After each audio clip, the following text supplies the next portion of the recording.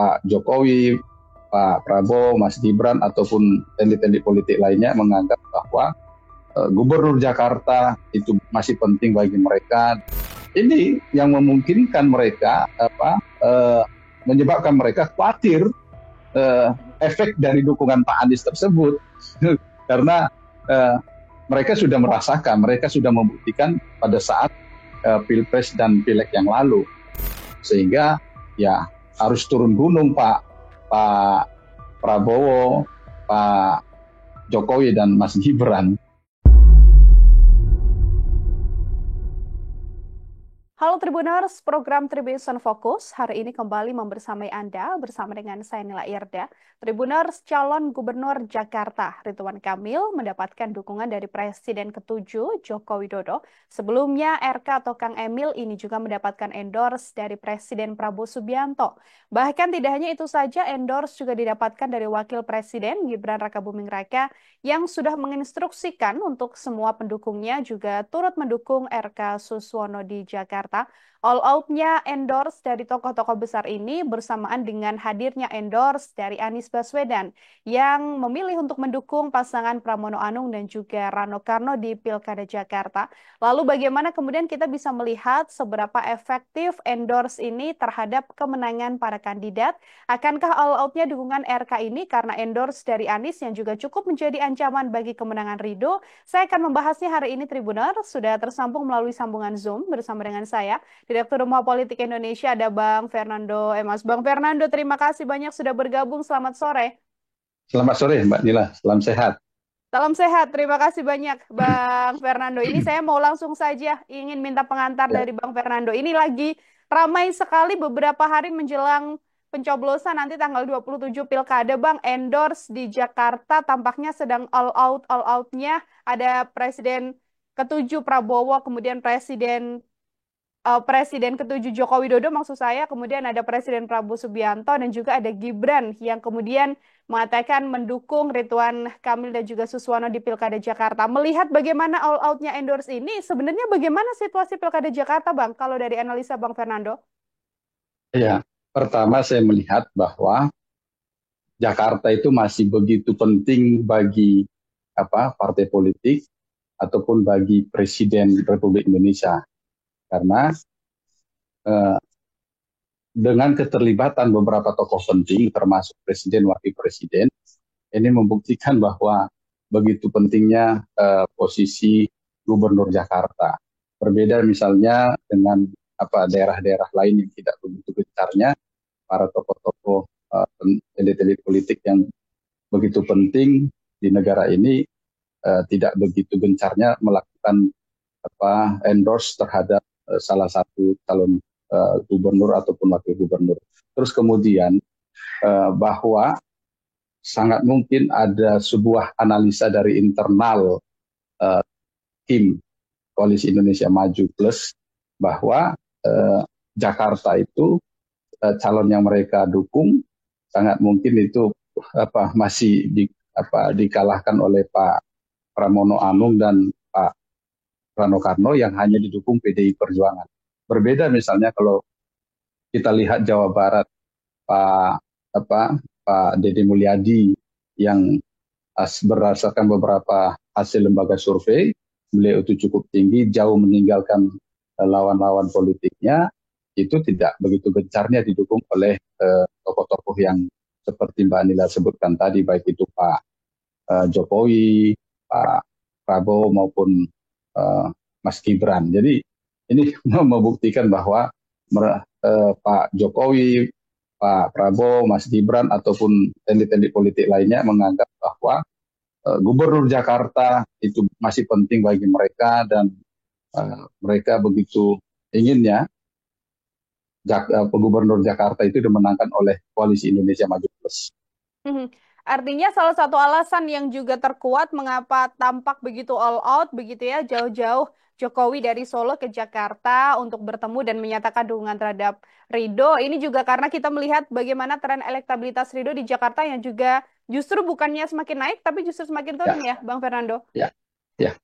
Jadi memang ya karena beberapa hasil survei itu tadi bahwa Dan juga saya yakin bukan hanya sekedar hasil survei yang dilihat, tetapi memang eh, kajian-kajian survei yang dilakukan oleh internal Koalisi Indonesia Maju Plus ataupun tim-timnya Pak Prabowo ataupun timnya Pak Jokowi, bahwa pasangan Pak Ridwan Kamil dan Pak Suswono ini memang masih dikalahkan oleh pasangan Pak Pramono Anung dan Pak Rano Karno, sehingga sangat dianggap penting Pak Jokowi, Pak Prabowo dan Mas Gibran untuk turun membantu pasangan tersebut. Jadi ya karena beberapa faktor tadi lah yang dilihat, karena berdasarkan beberapa pertimbangan ketika melihat hasil lembaga survei ataupun elektabilitasnya pasangan Pak Ridwan Kamil dan Pak Suswono itu memang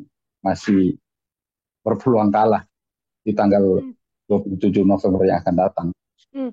Apakah juga kemudian hadir dan begitu ya, Bang Fernando ya, yang menjadi salah satu kandidat yang punya suara cukup besar juga di Jakarta, yang justru menjatuhkan dukungannya terhadap Pramono Rano Karno atau Sidul ini juga cukup banyak mempengaruhi, Bang.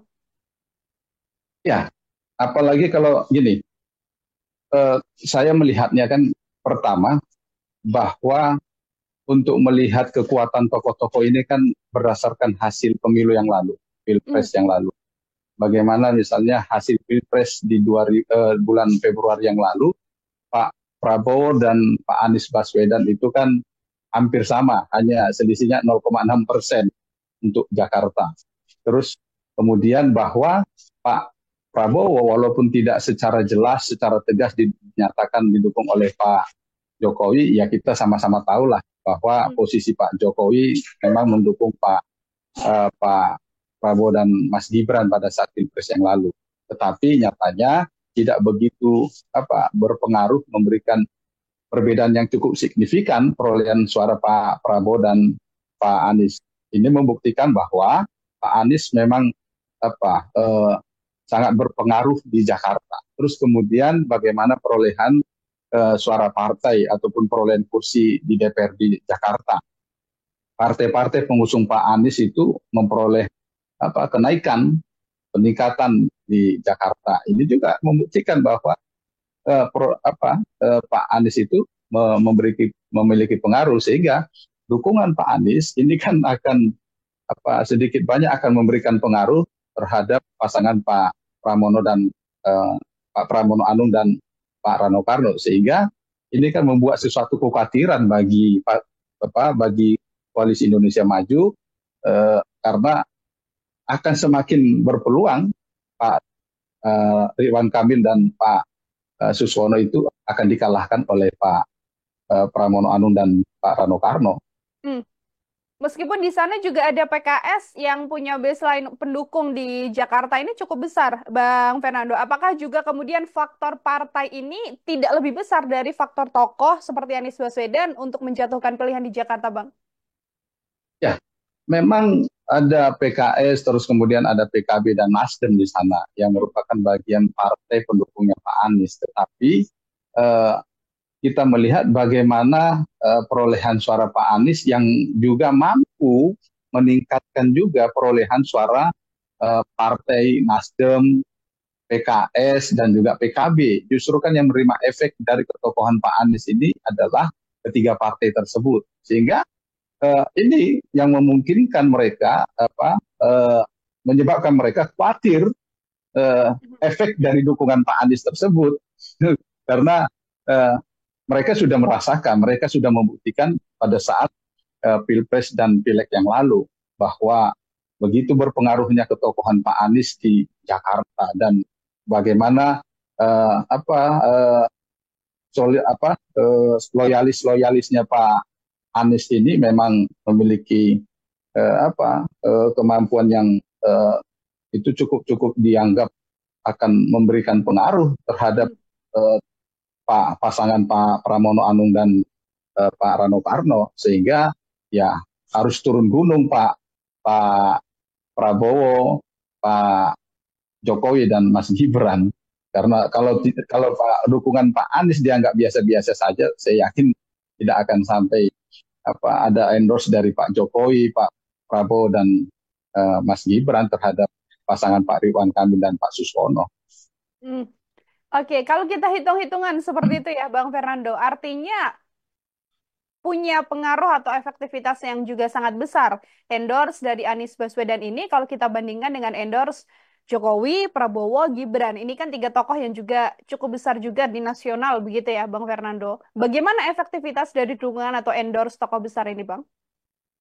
Ya, kalau kita melihat efektivitasnya ya nanti pada saat Hmm. 27 November yang akan datang, yang seharusnya dipertimbangkan oleh Pak Prabowo, Mas Gibran, Pak Jokowi, seharusnya bagaimana kalau mereka nanti Pak Ridwan Kamil dan Pak Suswono kalah, kan gitu. Pengaruh terhadap tingkat kepercayaan masyarakat terhadap ketiga tokoh ini. Karena bagaimanapun juga, apalagi Pak Prabowo dan Mas Gibran yang saat ini masih menjabat sebagai presiden dan wakil presiden, yang sudah mau melakukan endorse terhadap salah satu calon kepala daerah, seharusnya kan mereka itu coba memposisikan tidak melakukan endorse terhadap salah satu calon, tetapi ini mereka melakukan.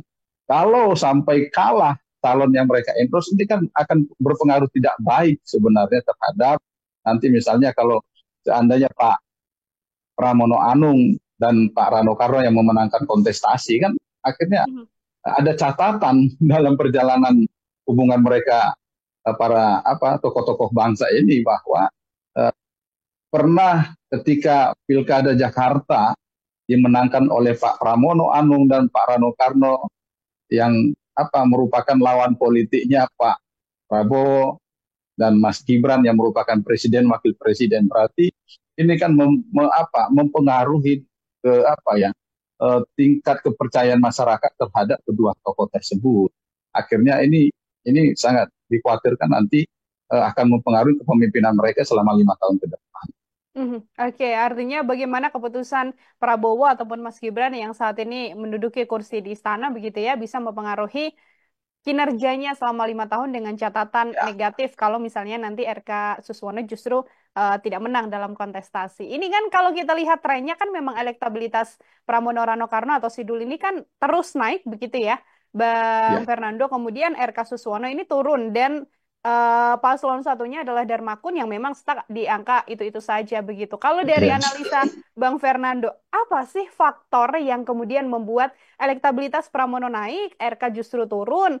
Di tengah banyaknya masuk endorse yang kemudian diberikan kepada mereka.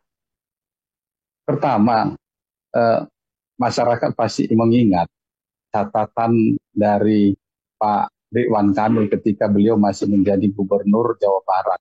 Hmm. Ada catatan-catatan yang kurang baik yang diingat oleh masyarakat Jakarta, apalagi pencinta sepak bola. Dan sekarang ini saatnya sepak bola lagi gencar ini di Ya. sedang uh, ditonton oleh masyarakat Indonesia dan juga Jakarta. Yang ini akhirnya mengingat, kan gitu, menjadi salah satu momentum mereka mengingat ada sebuah cuitan Pak Ridwan Kamil yang saat itu begitu kurang enak bagi masyarakat Jakarta gitu. Jadi terus kemudian eh, bahwa Pak Ridwan Kamil ketika dianggap memang berhasil memimpin Jawa Barat, kenapa harus berpindah menjadi calon pemimpin di Jakarta? Kenapa Hmm. tidak melanjutkan? Ada apa? Ini kan menjadi catatan masyarakat, menjadi tanda tanya di masyarakat Jakarta. Kenapa? Ada apa? Apakah ada tujuan jangka panjang? Makanya masyarakat akan menganggap bahwa mereka hanya dijadikan untuk tempat pijakan, Ya. menjadi batu loncatannya Pak Ridwan Kamil untuk tujuan politik jangka panjang ke depan. Apakah itu untuk menjadi calon presiden atau wakil presiden di Pilpres 2029 yang akan datang. Terus kemudian bahwa kan ada catatan juga terkait dengan PKS yang dianggap tidak komit terhadap Pak Anies gitu, yang sudah dibantu dibesarkan, terus kemudian terhadap Nasdem, PKB, yang ini mereka mendukung kepada pasangan Pak Ridwan Kamil dan Pak Suswono.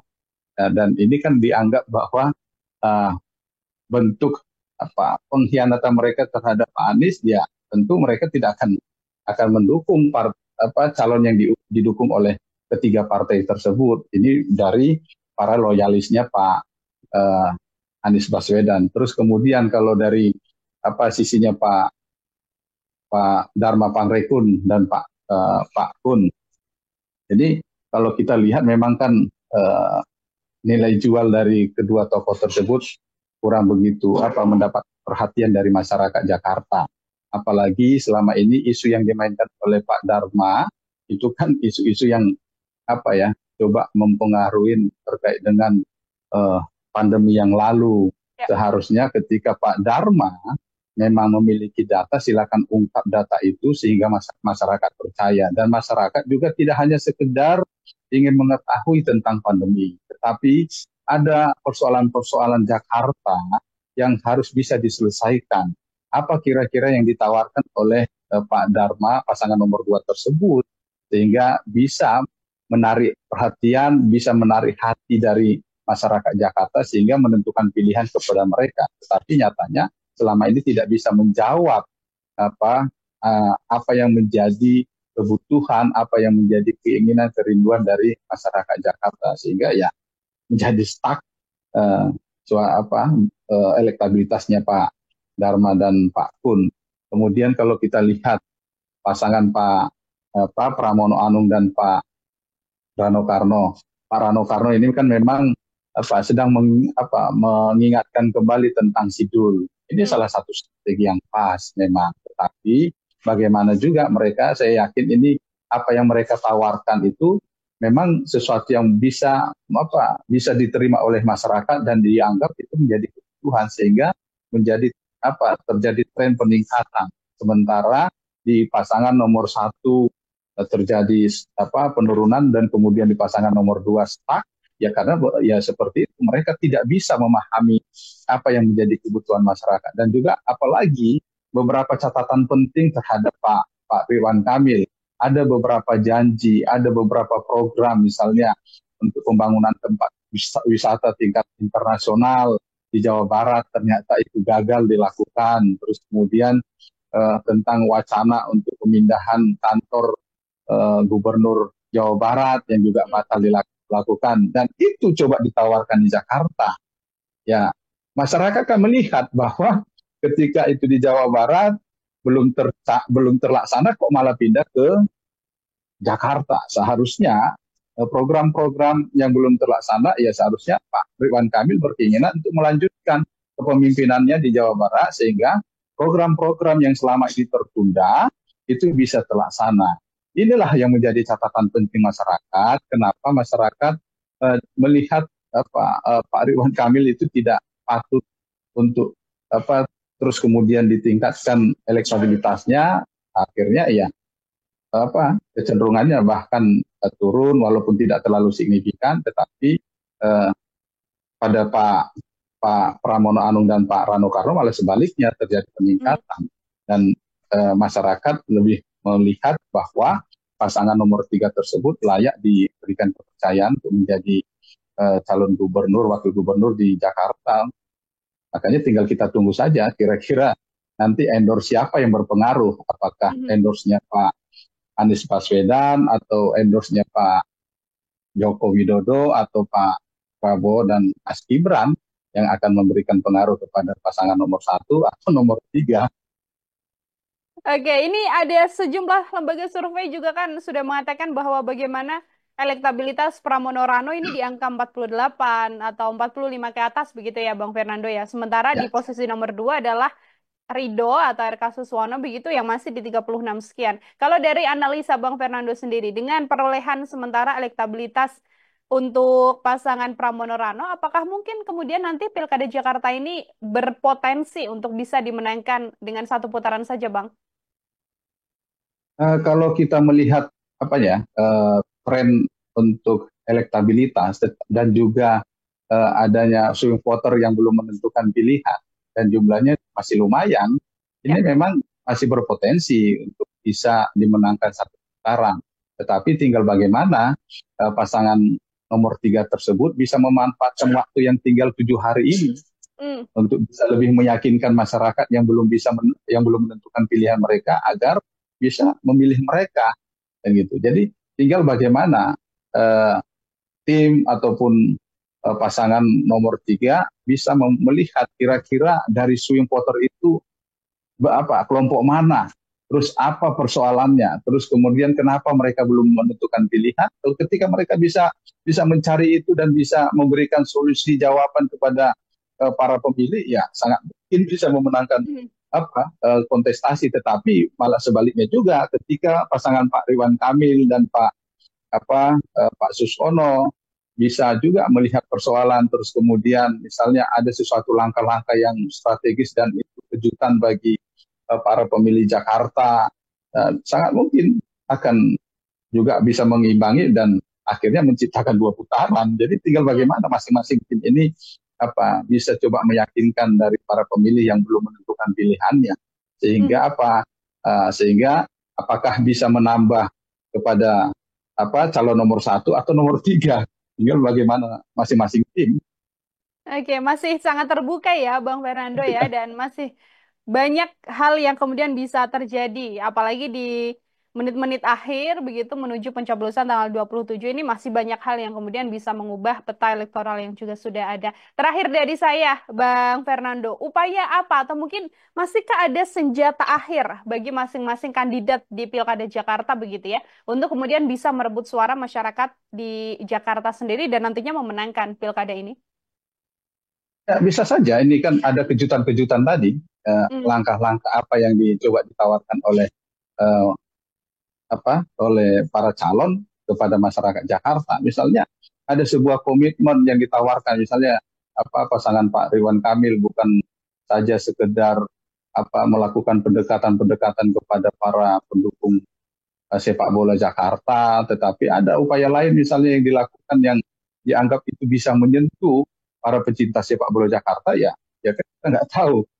Inilah tugas dari tugas dari tim pasangan nomor urut 1 termasuk pasangan nomor urut 3.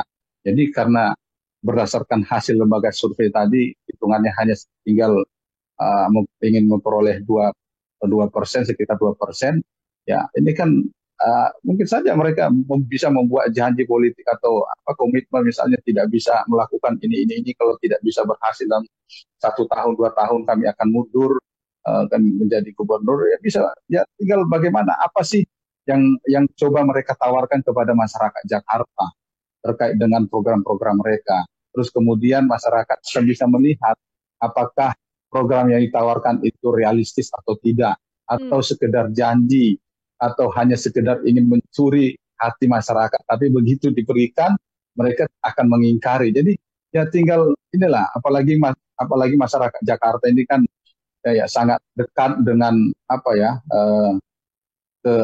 sangat dekat dengan kemajuan teknologi, terus kemudian informasi, sehingga dengan mudah masyarakat Jakarta mengetahui, memahami apa yang disampaikan, apa yang ditawarkan oleh calon-calon gubernur. Apakah itu memang realistis atau tidak, apakah memang itu bisa dilakukan atau tidak, terus kemudian apakah itu memang murni program mereka atau sekedar mendompleng program-program dari pemerintahan pusat. Tetapi perlu saya yakinkan, perlu saya harapkan bahwa jangan sampai ada cara-cara yang curang lah untuk bisa memenangkan kontestasi ini. Karena bagaimanapun juga kita perlu menghadirkan pemimpin itu dengan cara-cara yang jujur. Kalau dengan cara-cara yang tidak jujur dia mendapatkan kekuasaan, maka ya saya sangat ragu dan saya bisa pastikan ketika cara-cara tidak jujur dilakukan untuk mendapatkan kekuasaan, dia juga tidak akan jujur dalam menjalankan pemerintahannya.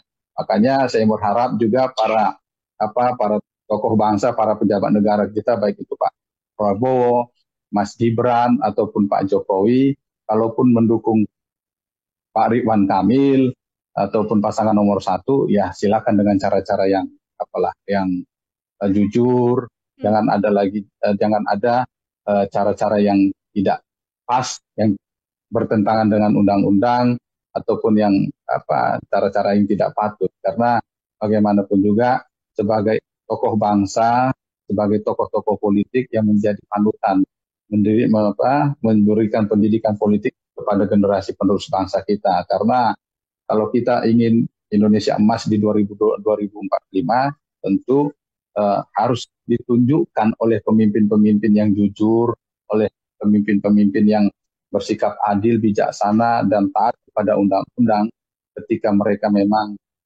coba menjalankan pilihan politiknya. Jalankan itu dengan jujur, dengan adil, dengan tanpa menyalahi undang-undang atau aturan-aturan yang berlaku di Indonesia. Dan mari kemudian membiarkan warga Jakarta yang memutuskan ya Bang Fernando ya, siapa yang nantinya dipercaya untuk bisa memimpin Jakarta 5 tahun mendatang. Entah itu pasangan nomor urut 1, nomor urut 2, ataupun nomor urut 3 di Pilkada Jakarta nanti. Seperti itu. Bang Fernando, terima kasih banyak untuk Baik, kesempatannya hari ini. Luar biasa sekali. Semoga di lain kesempatan ada waktu makasih, kembali untuk Manila. berdiskusi. Bang Fernando, Sama-sama. selamat sore. Selamat Selamat beraktivitas sore. kembali, Bang Fernando. Kasih. Selamat sore, Manila. Ya, Tribuners, demikian obrolan saya bersama dengan Direktur Rumah Politik Indonesia, Bang Fernando Emas. Nantikan obrolan saya dengan sejumlah narasumber lain dan tema-tema lain hanya dalam Tribun Fokus. Saya Nila Irda, pamit undur diri. Terima kasih banyak dan sampai jumpa. Download Tribun X sekarang. Menghadirkan lokal menjadi Indonesia.